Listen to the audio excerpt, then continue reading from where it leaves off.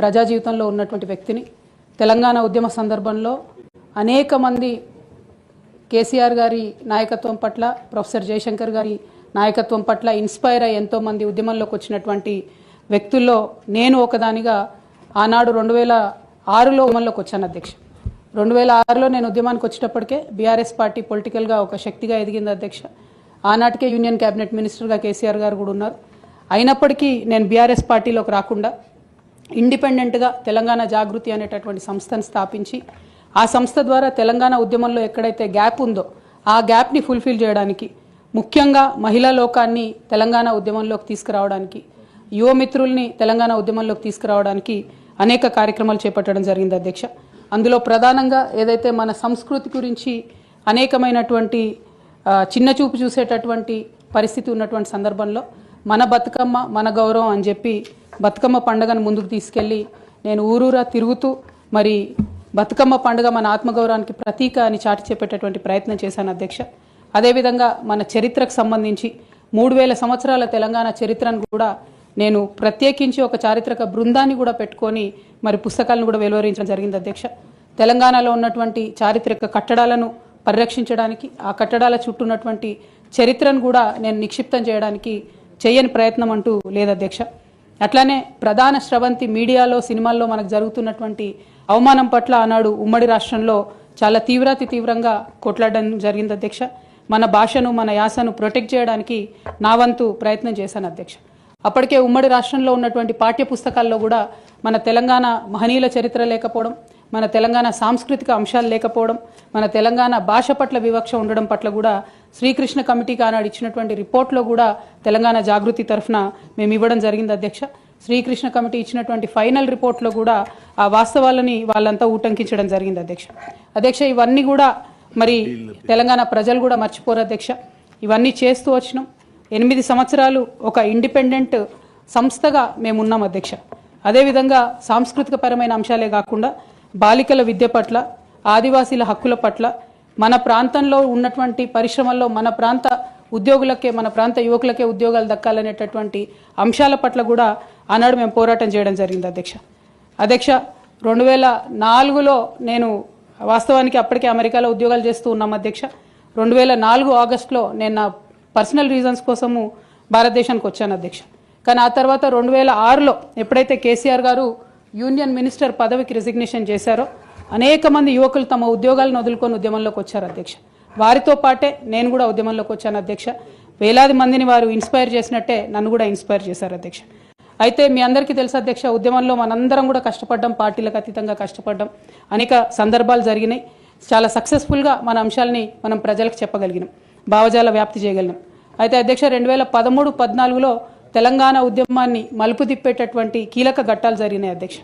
2013లో ఆనాడు కాంగ్రెస్ పార్టీలో ఉన్నటువంటి కొంతమంది నాయకులు మరి కేసీఆర్ గారిని మీరు ఢిల్లీకి రండి, సోనియా గాంధీ గారు నిర్ణయం తీసుకున్నారు తెలంగాణ ఇస్తారని చెప్పి పిలిపిస్తే మేము కుటుంబ సమేతంగా 2013లో ఢిల్లీకి వెళ్ళడం జరిగింది అధ్యక్ష. కానీ వెళ్ళిన తర్వాత 2 నెలలు కూడా దాదాపుగా కనీసం కాంగ్రెస్ పార్టీలో పెద్ద నాయకులు కానీ చిన్న నాయకులు కానీ ఎవరు పలకరించిన పాపన పోలేదు అధ్యక్ష. ఆనాడు ఈ ఘట్టం నేను ఈ హౌస్లో రికార్డు కావాలని చెప్తా ఉన్నా అధ్యక్ష. ఎందుకంటే ఇవాళ అనేక మంది తెలంగాణ ఉద్యమంతో సంబంధం ఉన్నవాళ్ళు, లేని వాళ్ళు, కొత్తగా రాజకీయాల్లోకి వస్తున్నటువంటి వాళ్ళు కూడా తెలంగాణ ఉద్యమంలో మీ పాత్ర ఏంటి అని మాట్లాడుతున్నటువంటి సందర్భంలో గల్లీలో కొట్లాడటమే కాదు, ఢిల్లీలో లాబియింగ్లో కూడా నా పాత్ర ఉందని చెప్పడానికే హౌస్లో ఈ మాట చెప్తా ఉన్నాను అధ్యక్ష. అయితే 2013 అధ్యక్ష జూలై ఆగస్ట్ టైంలో మరి అక్కడే ఉన్నాము, ఎక్కడ కూడా కదలిక లేదు.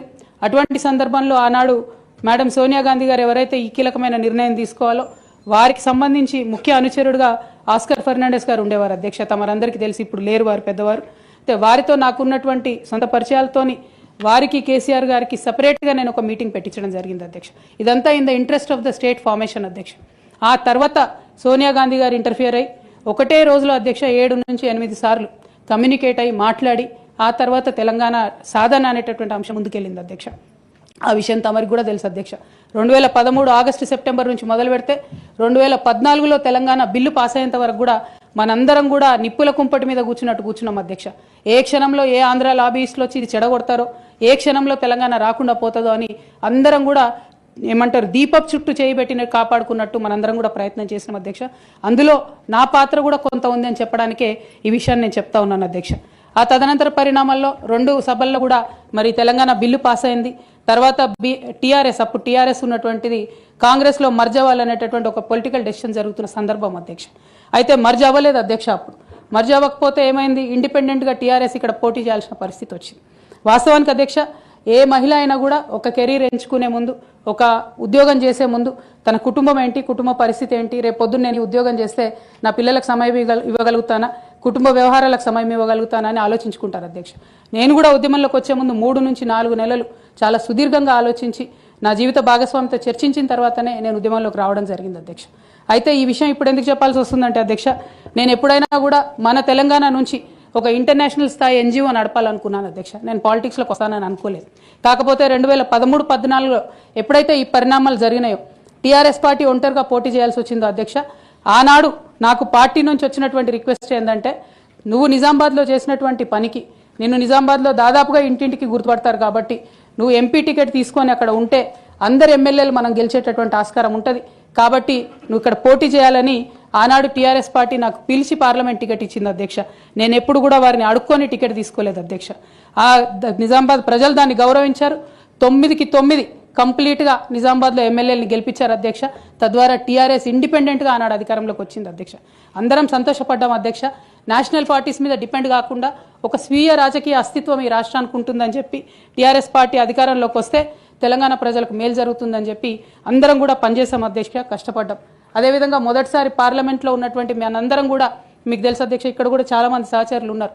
చాలా అంశాల మీద, విభజన అంశాల అన్నిటి మీద కూడా నిరంతరం పోరాటం చేసి అది హైకోర్టు సాధించుకోవడం కావచ్చు అధ్యక్ష, కాళేశ్వరం లాంటి పెద్ద ప్రాజెక్టులకు అనుమతులు సాధించుకోవడం కావచ్చు అధ్యక్ష, అనేక అంశాల మీద కొట్లాడి కూడా పనిచేసినాం అధ్యక్ష.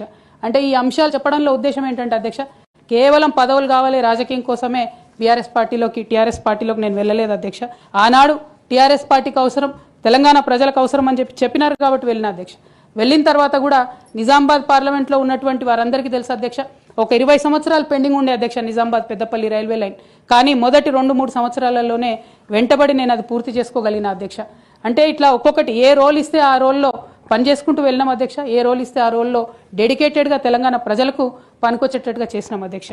సో 2014లో తెలంగాణ జూన్ 2న వస్తే సెప్టెంబర్లో బతుకమ్మ పండుగ వచ్చింది అధ్యక్ష. నేను అంతకుముందు తెలంగాణ జాగృతి నుంచి దాదాపుగా 8-9 సంవత్సరాల నుంచి కంటిన్యూస్గా బతుకమ్మ పేరుతోని ప్రతి సంవత్సరం కార్యక్రమాలు చేసేదాన్ని అధ్యక్ష. 2014లో వచ్చినటువంటి బతుకమ్మ, తెలంగాణ రాష్ట్రం ఏర్పడ్డ తర్వాత వచ్చినటువంటి మొదటి బతుకమ్మ నుండే నా మీద రిస్ట్రిక్షన్స్ ప్రారంభమైనాయి అధ్యక్ష. పొలిటికల్ పార్టీలో ఒక వ్యక్తిని స్వేచ్ఛను ఎట్లా హరిస్తారని చెప్పడానికే ఎగ్జాంపుల్ చెప్తా ఉన్నాను అధ్యక్ష. ఇక్కడ పర్సనల్ ఇష్యూస్ మాట్లాడకుండా నేను రూల్ పొజిషనే కోట్ చేసి మాట్లాడతాను అధ్యక్ష. Section 29A of representation of peoples act ఉంటుంది అధ్యక్ష. It is a statutory obligation for political parties to follow democratic norms. అంటే ఒక వ్యక్తి ఒక పార్టీలో చేరాడంటే ఆ వ్యక్తి యొక్క భావజాలాన్ని కానీ, ఆ వ్యక్తి యొక్క భావ ప్రకటన స్వేచ్ఛను కానీ ఆ పొలిటికల్ పార్టీస్ హరించడానికి లేదు అధ్యక్ష. నేను గత 8 సంవత్సరాలుగా ఇండిపెండెంట్గా ఒక వ్యక్తిగా సంస్థ నడుపుతూ చేస్తున్నటువంటి ప్రయత్నాలని అడ్డుకట్ట వేయడానికి మొదటి రోజు నుంచే ప్రయత్నం జరిగింది అధ్యక్ష.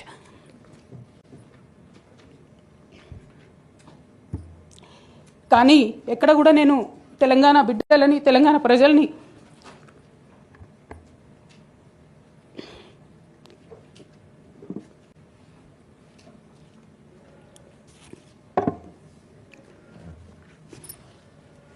వాళ్ళను డిసప్పాయింట్ చేయదు కాబట్టి నవ్వుతూ పనిచేస్తూ వెళ్ళిపోయిన అధ్యక్ష. ఇప్పుడు నా దగ్గరికి ఎప్పుడు పెద్దవాళ్ళు, పైరవికారులు, కాంట్రాక్టర్లు ఎవరు రాలేదు అధ్యక్ష. నేను ఎప్పుడు కూడా పేద ప్రజల మధ్యలోనే ఉండి పనిచేస్తున్నాను అధ్యక్ష. నా దగ్గరికి వచ్చినటువంటి బీడీ కార్మికులు కావచ్చు, బీడీ టేకేదారులు కావచ్చు, అంగన్వాడీ టీచర్లు కావచ్చు, ఆశా వర్కర్లు కావచ్చు, ఐకేపీ ఎంప్లాయీస్ కావచ్చు అధ్యక్ష, అదేవిధంగా జిహెచ్ఎంసీ కార్మికులు కావచ్చు అధ్యక్ష, టీచర్లు కావచ్చు అధ్యక్ష, నిరుద్యోగులు కావచ్చు, ఆడబిడ్డలు కావచ్చు, సింగరేణి ఉద్యోగులు కావచ్చు, కరెంట్ ఎంప్లాయీస్ కావచ్చు, ఎవరు వచ్చినా అధ్యక్ష నేను కాదనకుండా నాకెంత వీలైతే అంత పనిచేసి పెట్టేటటువంటి ప్రయత్నం చేసిన అధ్యక్ష. అయినా సరే అధ్యక్ష, పార్టీ మౌత్ పీసులుగా ఉండేటటువంటి పార్టీ పేపర్లు, పార్టీ ఛానళ్ళు ఏ ఒక్కరు కూడా ఎన్నడూ కూడా మద్దతు ఇవ్వలేదు అధ్యక్ష.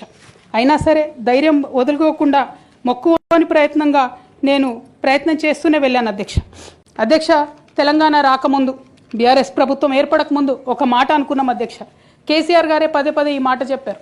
ఉమ్మడి రాష్ట్రంలో మనకు కాంట్రాక్ట్ వ్యవస్థ వచ్చింది, మరి కాంట్రాక్ట్ ఎంప్లాయీస్తోని అవుట్సోర్సింగ్ ఎంప్లాయీస్తోని దేశానికి నష్టం జరుగుతుంది, రాష్ట్రానికి నష్టం జరుగుతుంది, అందరికన్నా ఎక్కువ తెలంగాణ యువకులకు నష్టం జరుగుతుందని చెప్పారు అధ్యక్ష. ఆనాడు వారు సరదాగా ఒక మాట అనేవాళ్ళు, అందరికీ కాంట్రాక్ట్ పోస్ట్ ఉంది, మరి ముఖ్యమంత్రికి కూడా కాంట్రాక్ట్ పోస్ట్ ఉంటుందా అని చెప్పి ప్రశ్నించేవారు అధ్యక్ష.